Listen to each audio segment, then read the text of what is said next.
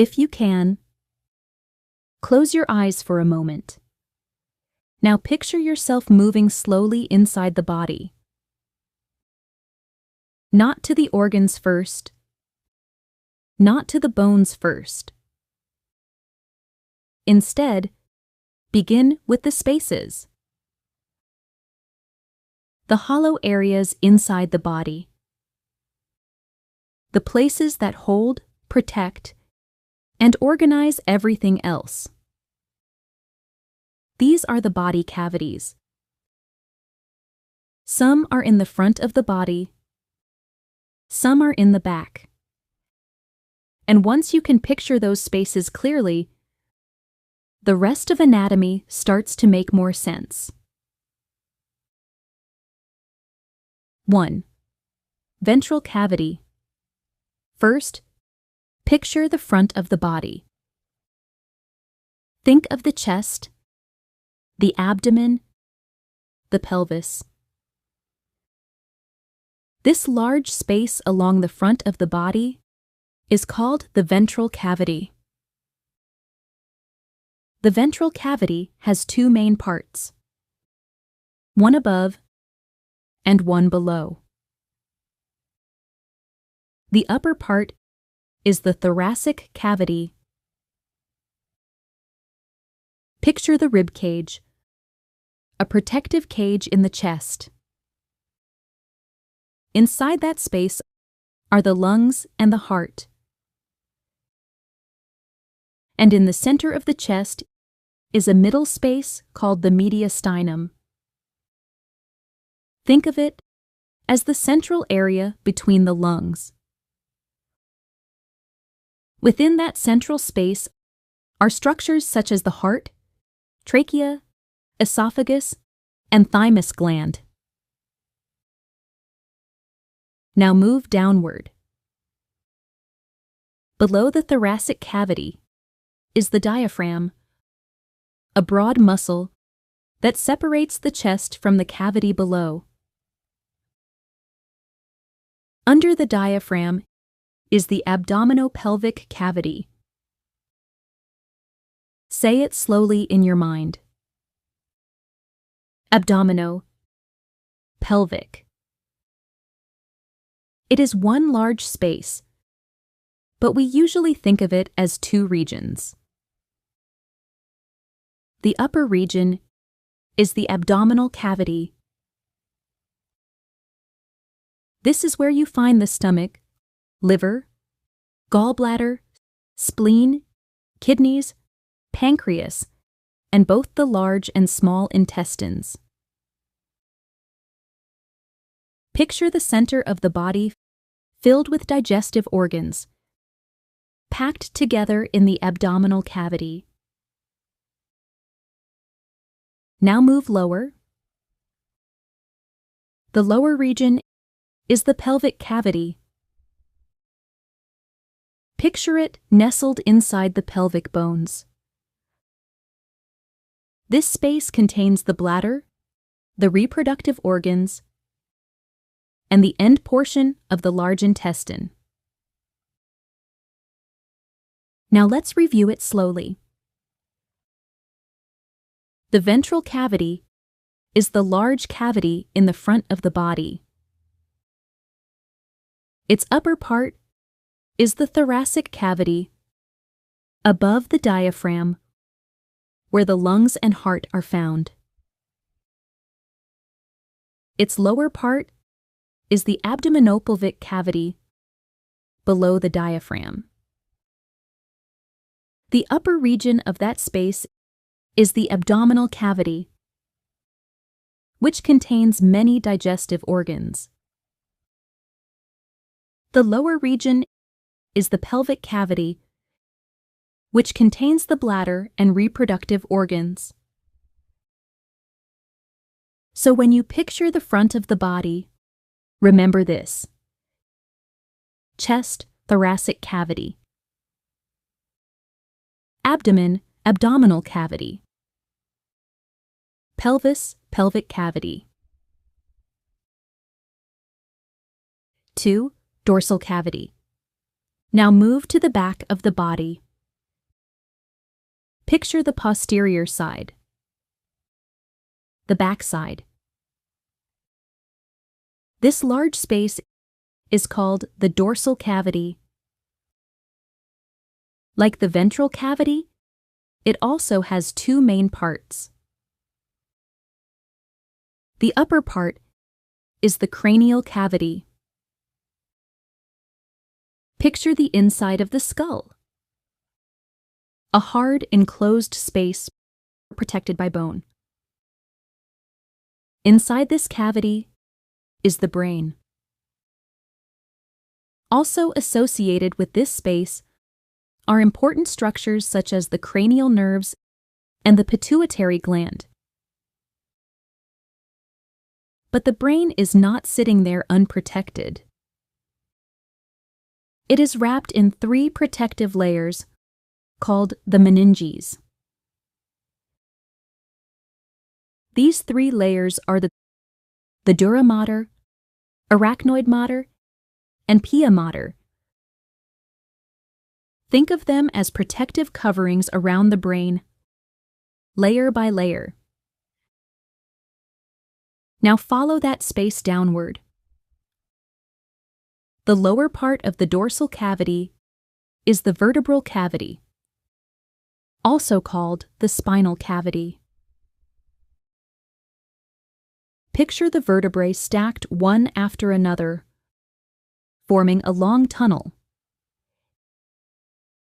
Inside that tunnel is the spinal cord.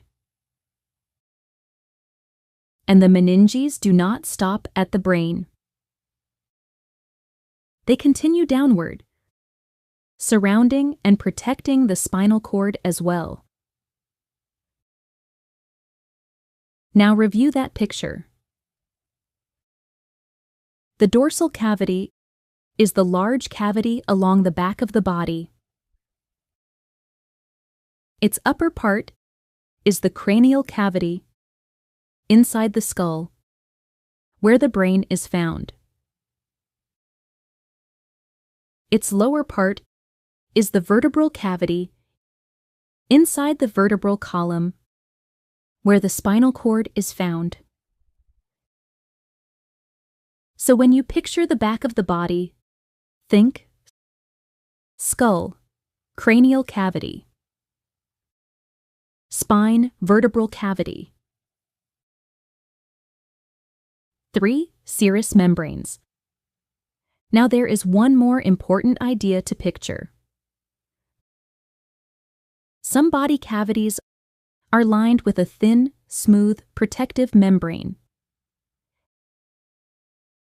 This membrane is called a serous membrane. To remember it more easily, imagine two delicate layers. The outer layer lines the wall of the cavity. This is the parietal layer. The inner layer clings to the surface of the organ itself. This is the visceral layer. Between those two layers is a thin film of serous fluid. That fluid reduces friction. It helps organs move smoothly against surrounding surfaces. So when the lungs expand, when the heart beats, when organs shift gently in place, they can move with less resistance. Now connect the membrane names to their locations. The pleura is associated with the lungs and the thoracic cavity. The pericardium surrounds the heart. The peritoneum lines the abdominopelvic cavity.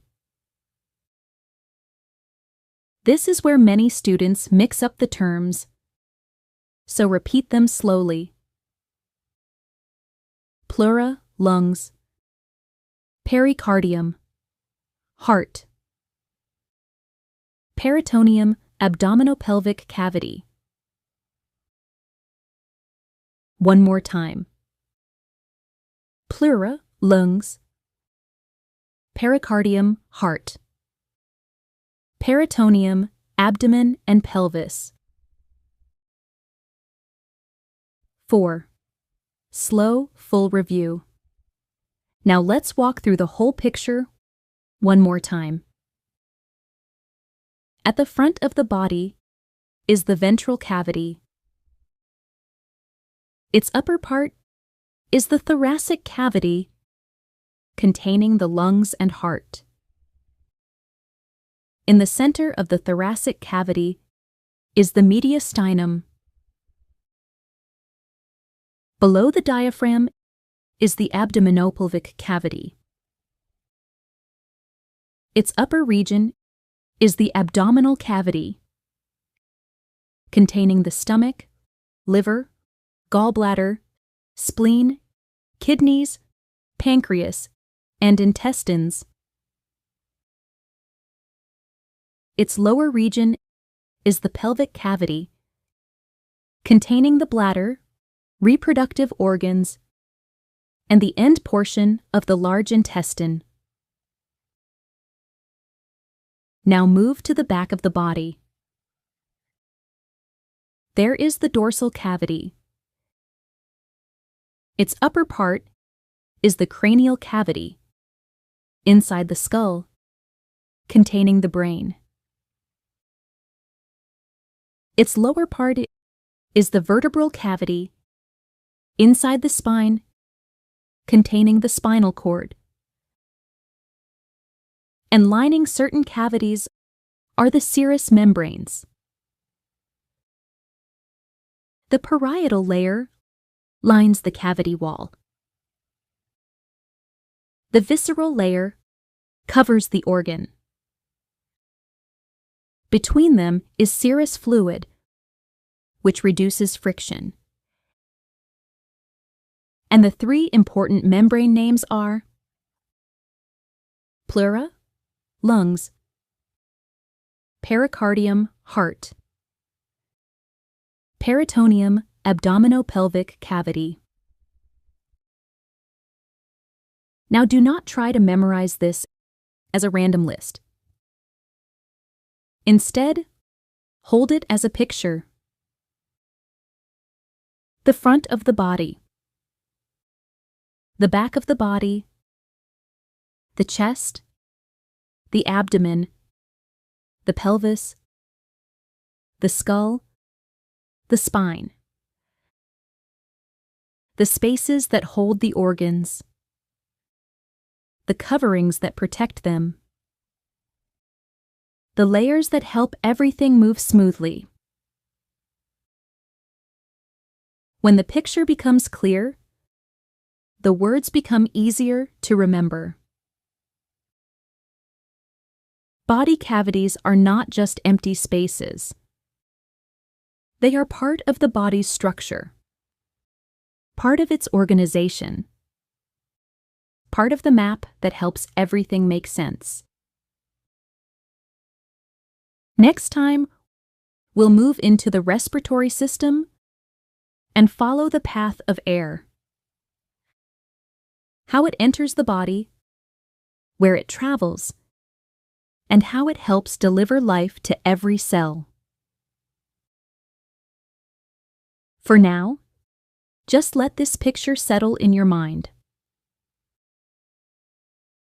The spaces, the cavities, the places where everything lives.